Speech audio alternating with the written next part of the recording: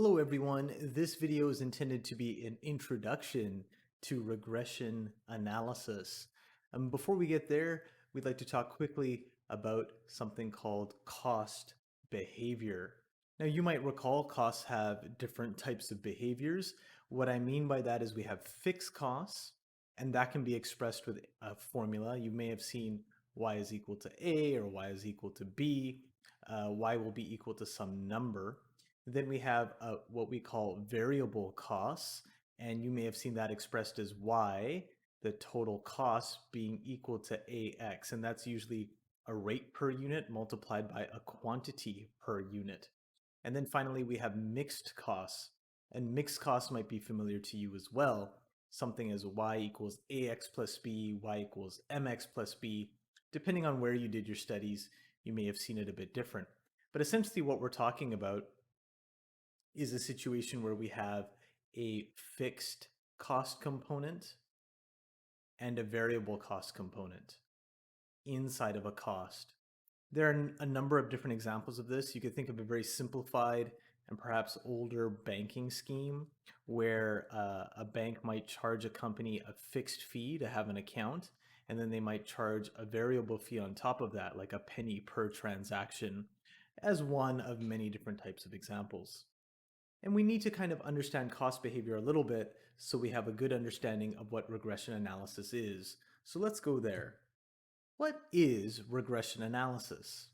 Well, essentially, regression analysis is a mathematical technique that attempts to determine which variables matter most, which variables can be ignored, and how do the variables interact.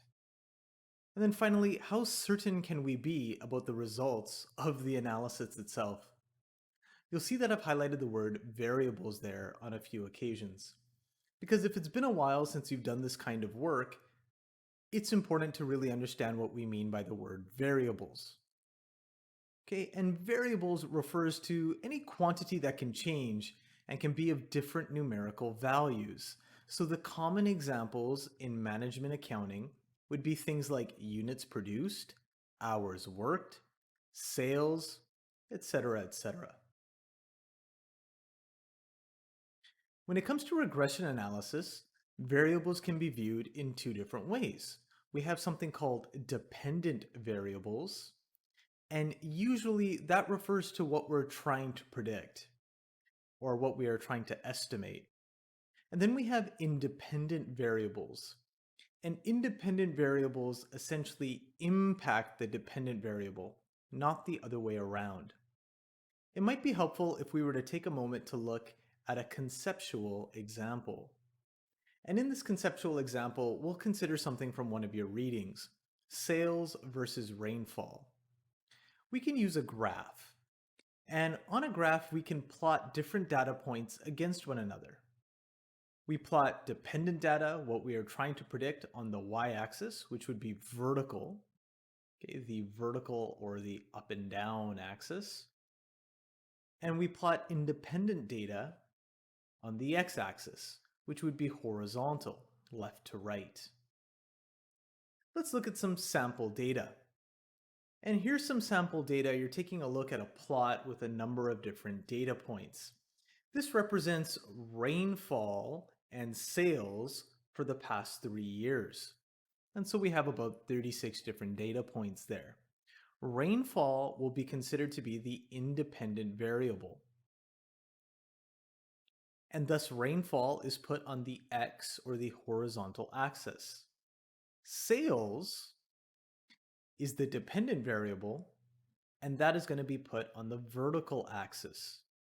And we can see, without drawing a line of any kind, that there, at least visually, appears to be some sort of correlation or positive relationship between the two variables.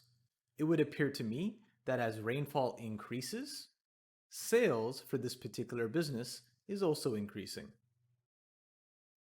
What regression does is it essentially attempts to draw a line through that data to help us forecast where we can expect sales to be given a certain amount of rainfall. We could call this the regression line. And if you remember anything from algebra or from other courses, You know that any line in math can be expressed as what we call a linear function. And let's just assume someone's done the work on that line and the linear function they come up with is y is equal to 200 plus 5x. What does that mean? Well, let's take a look at that linear function again. The 200 represents sales, and what sales would be regardless of how much rainfall is. The 5x is the variable component of this equation. So the x actually represents rainfall. So depending on what they are measuring rainfall in, perhaps it's inches, perhaps it's millimeters, you would plug that into the x value, and the slope of that particular line, the rise over run, was 5.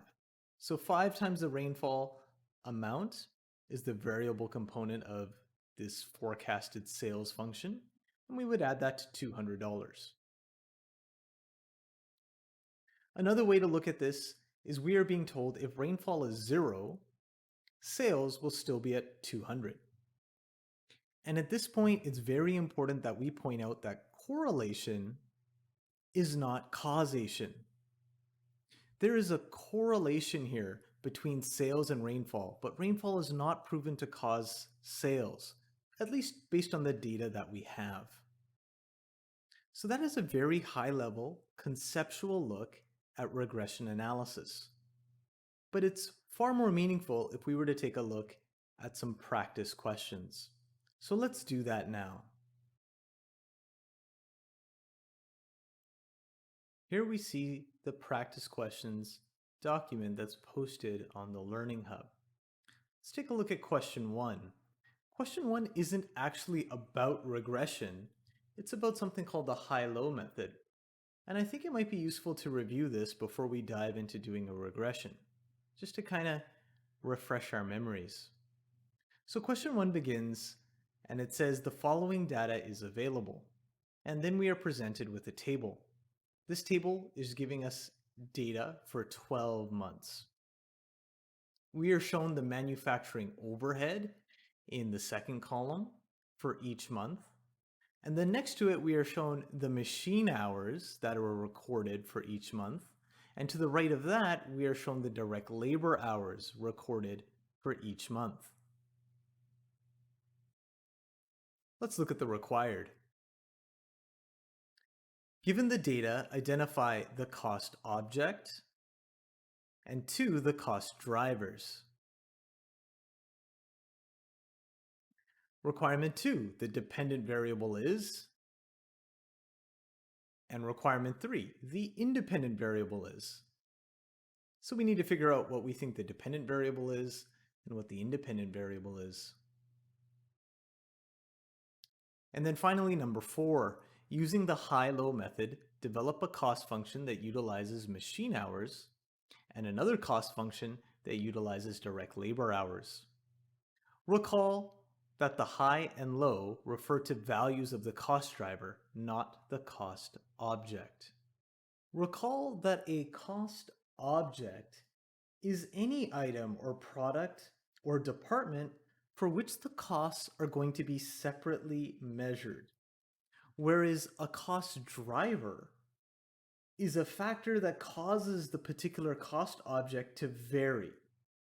In this situation, I think we can say the cost object, the cost that we are going to be measuring, is manufacturing overhead, whereas the cost drivers are going to be either machine hours and or direct labor hours, depending on whether we are using just one or if we want to use both. Depends on the type of analysis we look to do. Requirement 2 asks us what the dependent variable is. Well, if the cost object varies by activity in the cost driver, the dependent variable is going to be manufacturing overhead, which means the independent variables are going to be either machine hours and or direct labor hours, depending on whether we are looking at one or both. Finally, we get to number 4, and for item 4, I suggest we do this in Excel. So I'll take this data and throw it into Excel. Here we are with all of the data in Excel. Recall what we're trying to do. Using the high-low method, develop a cost function that utilizes machine hours and another cost function that utilizes direct labor hours. And you're given a hint here to recall that the high and low refer to values for the cost driver, not the cost object. In other words, we're going to develop an equation that will help us forecast manufacturing overhead if we were to input or come up with an estimated amount of machine hours or direct labor hours. We'll have one formula for each. And we're going to develop that formula by using a method known as the high-low method. Let's begin, and let's start off by doing the formula for machine hours. When doing the high-low method, we take a look at the cost driver and the level of activity, and we look for the highest instance. I see the highest instance here as being 96. I can highlight it. And we would take the corresponding overhead amount or cost object amount. Then we look for the low. So go ahead, take a moment, go through all of this and try to identify the low. I think it's 46. And we'll take the corresponding cost object as well. And I'll highlight that. Created a little section here below where we could start to input this information. So we know that our high for machine hours was 96. And the corresponding cost object amount was 1456. The low of activity for machine hours was 46 hours, and the corresponding amount was $710. We can calculate the difference.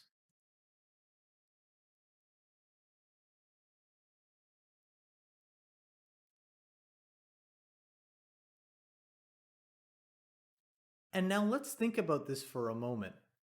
If we are dealing with a mixed cost, remember y equals ax plus b or y equals mx plus b? If we take two data points along a fictitious line and we subtract one point from the other point, what's left? Theoretically, inside of both points on the line, the fixed costs are the same. All that's left over are the variable costs. So if we take 746 and divide it by 50, we ought to be able to determine the variable cost per unit, per machine hour in this case, for this line that we're trying to develop. Okay? Remember, we're going to be looking at something that's like this. Y equals ax or mx plus b. And what we just determined can help us solve this equation. So let's put in a value for y. We could pick either the 1456 or the 710. I'll pick the 1456. So let's say if we were to calculate the function for this line, we would say 1456 is equal to y when ax, which is $14.92 a unit, multiplied by 96 units or 96 machine hours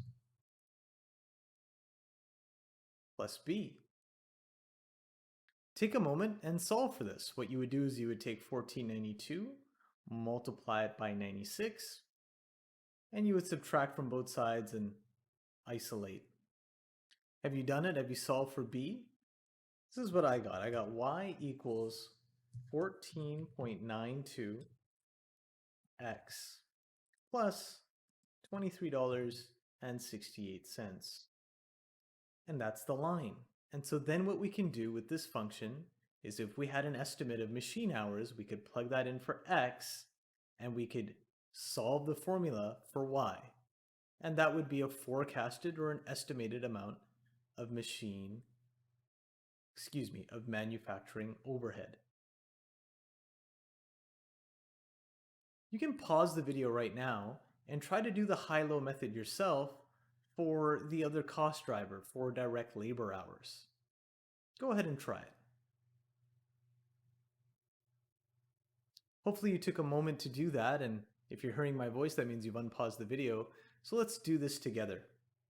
Remember, now we're looking at direct labor hours, and we're looking for the high in direct labor hours. So if we go through all of these numbers, this looks like the high here, 70.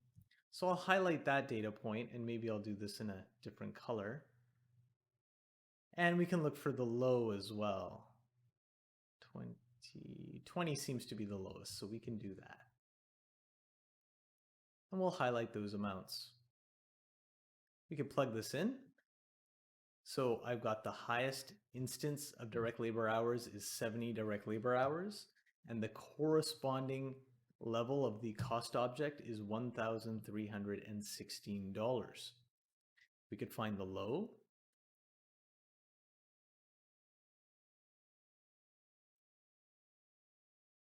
And we can calculate the difference. Calculating the difference, remember, is essentially removing the fixed costs. So what you're left with is going to be the variable cost per unit, or in this case, it's going to be the cost per direct labor hour. We can try to solve this in the same way. Remember, we're trying to solve for AX plus B, where we want a line that's in that form.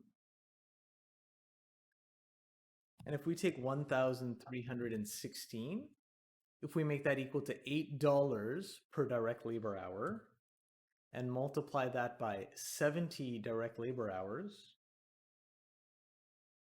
we can solve for B. Take a moment to do that. If you solve for B, you'll probably end up with something that looks like this. At least that's what I got. Now, there are some advantages to doing it this way. For example, the high-low method, well, it is quick and easy to understand. But there are many disadvantages to doing it this way. For example, it is limited to 2 observations, right? We just use 2 data points. And that means it might be skewed by outliers. So I thought this question was useful just to remind us of what mixed costs are like, how to arrive at an actual cost function to estimate costs. But clearly there must be a better way to go about estimating using historical data. So let's go back to the practice question document and take a look at question 2. Question 2 is as follows. It says, using the same data from question 1, do a regression analysis to determine the following. Well, let's take a look at what the following are. Using the summary output generated by Excel, what is the cost function when 1. Using machine hours as the cost driver, 2. Using direct labor hours as the cost driver. You'll notice here we're just using one cost driver or one independent variable at a time. We're doing what's called simple linear regression as opposed to multiple regression. And I think for now that will be fine. Question 2. What percentage of the dependent variable is explained by changes in the independent variable? And we should have 2 scenarios when using machine hours as the cost driver, or 2 when using direct labor hours as the cost driver. And question 3, what key criteria are you looking for when analyzing the Excel regression output? Let's tackle all of these. And we'll start by taking this data and putting it in Excel. Here we are in Excel, and here's the data. Once again, we can see we have months in the leftmost column, manufacturing overhead in the second column, and then that is followed by our two cost driver columns, machine hours and direct labor hours. And we're going to do regression one at a time, once using machine hours and once using direct labor hours. So what do we do? Well, the first thing you need to do is you need to ensure that you've installed what's known as the Analysis Tool Pack into Microsoft Excel. It's a free add-in and it's pretty easy to do. Now, we all have different versions of Excel. So what I've done, instead of walking you through the installation steps here in this video, what I've done is I've just provided you with a link to the Install the Analysis Tool Pack in Excel posting that Microsoft has on their website. So you can click on that and find the version that's relevant to your version of Excel. And you can click on it here, or you can click on it down below, Install the Analysis Tool Pack in Excel. Once you have that installed, you're ready to start doing regression analysis, or at least generating an output worksheet for your review. Once you're ready, click on Data, and then you'll have to look along the ribbon at the top for something that says Data Analysis. There are a number of different things you can do here. We are interested in doing regression. And here you are presented with a dialog box. The dialog box asks you to input the Y range and the X range. So we know the Y range from our earlier work represents the dependent variable. In our case, it's going to be manufacturing overhead. I'll click on labels because we had a label in the range I selected. Input the X range, same thing. Machine hours is going to be our dependent variable for this.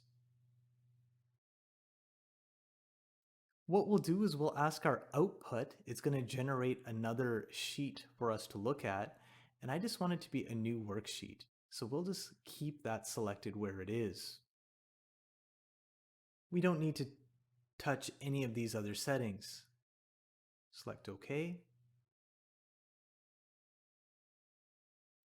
And it generates something that looks like this. Let's zoom in. Now that we're zoomed in, you can see that there is a lot of data here. What do we need? How do we go about using all of this information? Well, we're going to go through it step by step. This might be a good time to go back to the question first to figure out what it is we need. Question 1, using the summary output generated by Excel, that's the worksheet we were looking at, what is the cost function when using MH machine hours as the cost driver? We can do this. Let's go back to Excel. Here, the first thing we want to look for to answer the question asked was the y-intercept. And the coefficient for that intercept is 300.89. So 300.896. So I would say we could round that up to 390 cents. And then we need to add that to the coefficient for machine hours, which we are being shown is $10.31 per machine hour. I recommend you highlight those two with me so you know where to look in the future. You're going to use these two amounts to start to construct your cost function. Remember, we have 300.896, so $390 for the y-intercept, so that would be the b in our equation. And then we have machine hours at $10.31 times x. So we can answer this as follows. Y is equal to 10.31x plus $300.90. And that's the cost function when using machine hours as the cost driver. You might see it also presented the other way, where it says y is equal to 300.9 plus 10.31x, and that would be perfectly acceptable too. Now, before I move on to the next part of this question, using direct labor hours as the cost driver, since we have already prepared the worksheet output using machine hours as the cost driver, let's move on and try to deal with number 2, part 1. What percentage of the dependent variable? Do you recall what the dependent variable is in this instance? It would be manufacturing overhead. That's what varies depending on how many machine hours are used. So what percentage of manufacturing overhead is explained by changes in the independent variable when we use machine hours as the cost driver? Well, we can get that answer from Excel. Let's go back to that worksheet. On the worksheet, I see that the R square amount is at 52.1%, 0.52. That's the answer.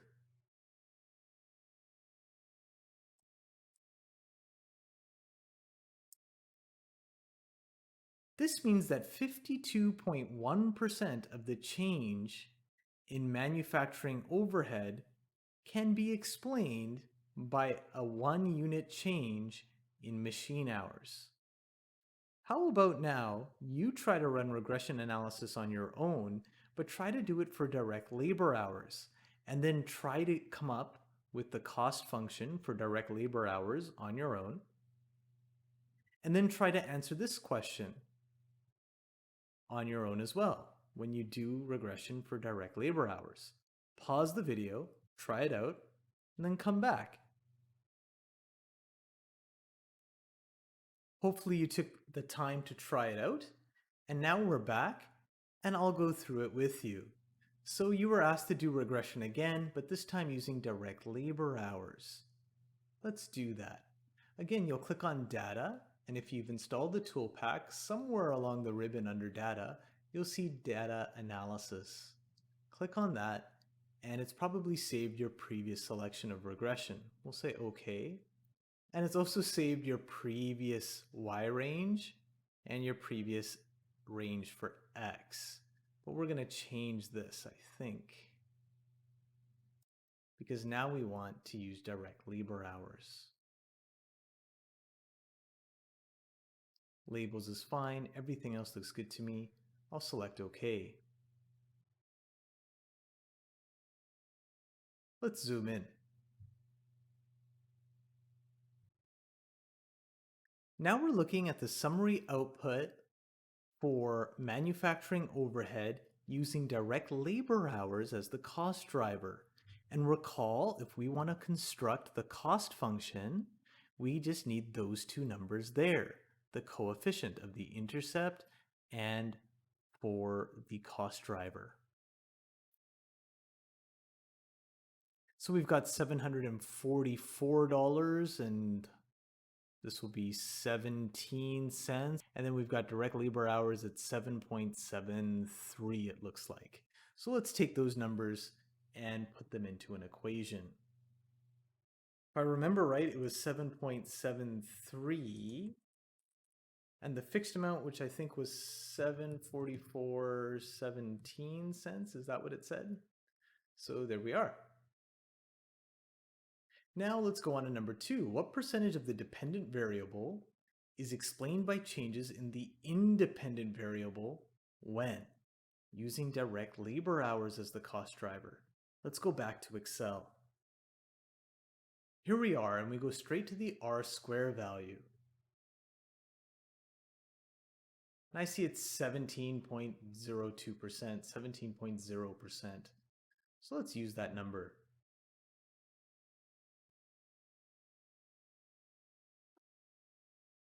Finally, we are asked, what key criteria are you looking for when analyzing the Excel regression output? This was covered in the readings, but I'd like to make sure that we go through it together now as well. We'll start off by saying we'll look at the R square amount.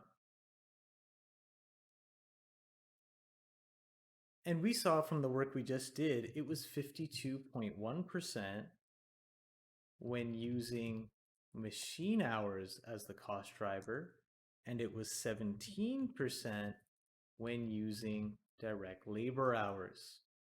Remember that the R squared amount is also sometimes referred to as the R squared amount, and essentially the higher the number, the better,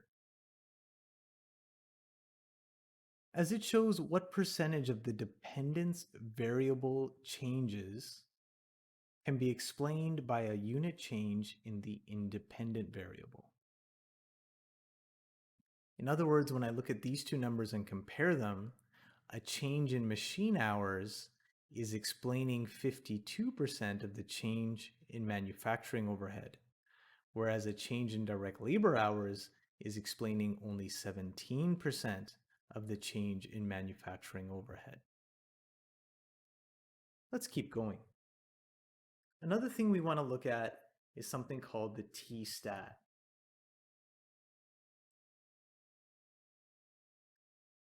We're going to have to look at our Excel worksheet again to see what the T-stat was when using machine hours versus direct labor hours. This was the sheet that was used for when we were using machine hours. And if I come here, I can see that the T-stat, and now you'll see there's two T-stats. Which one do you want? You want the T-stat here, the T-stat that's used for the independent variable, the 3.29, or we could round that up to 3.3. We can compare that to what we got when we used direct labor hours as our independent variable. And we'll see the T-stat in that instance is going to be 1.43. Let's record those. So if my memory serves, it was 3.29. Actually, that rounded up to 3.30 when using machine hours, and it was 1.43 when using direct labor hours. The T-stat is also known as the t-value. So this is basically just another measure of the relationship between the independent and dependent variable. And typically we look for a value that's higher than 2 for the independent variable, right? Machine hours or direct labor hours. And once again, we can see that machine hours is looking better than direct labor hours. The next thing we look at is the standard error.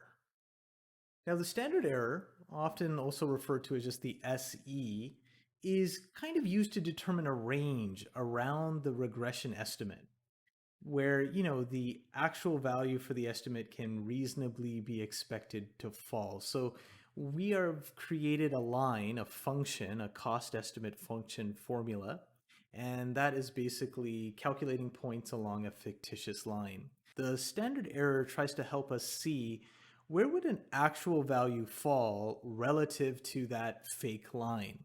How far off the line would it be? And to determine whether or not the standard error is a big amount or a small amount, if it matters or if it doesn't matter, we usually compare the standard error to the average of all of the values of the dependent variable. Let me show you what I mean. Here we are once again looking at the machine hours output worksheet. And I can see from here the standard error is 170.61. And then if we go over to the direct labor hours output, we see the standard error is 224.605. So let's mark both of those down. The standard error is 170.61, I think we said, when using machine hours, and it was 224. When using direct labor hours. So just by looking at this, I can tell that machine hours is going to be better. Why? Well, one of the things we end up doing with the standard error is as follows. We're back in Excel now, and we're actually going to go to the original data. And if we calculate the average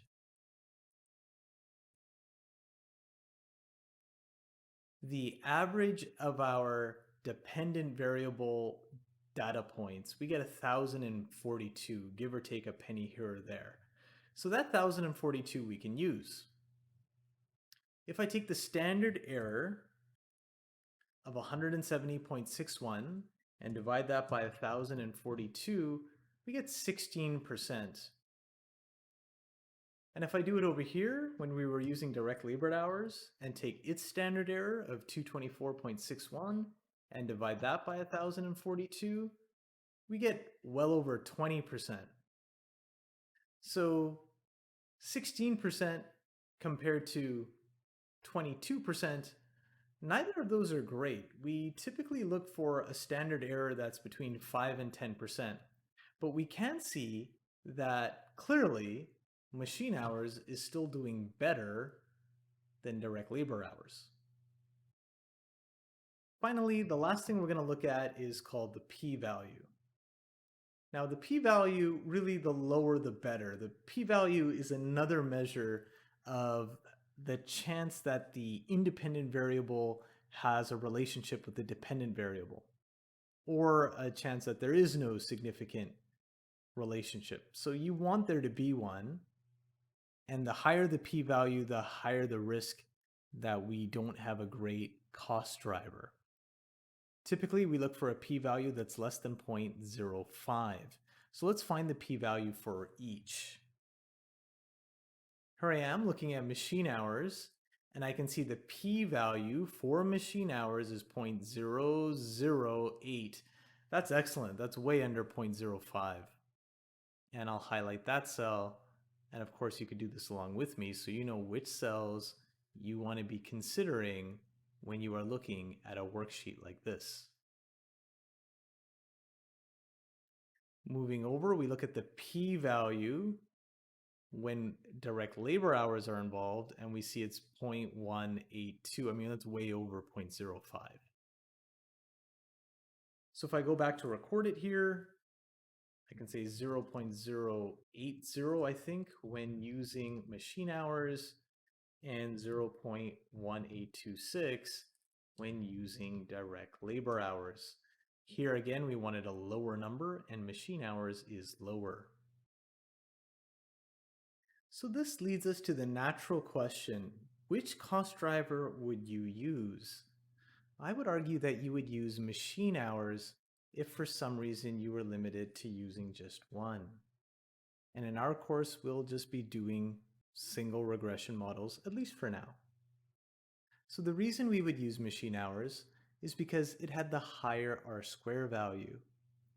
The t-value, or the t-stat, was less than 2.0, and the p-value is less than 0.05.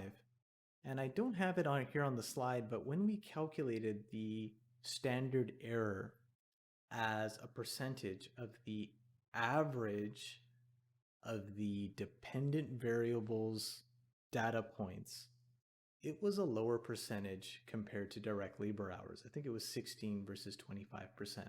So taking all of that together, it looks like machine hours will be better for forecasting or for estimating manufacturing overhead in a given period.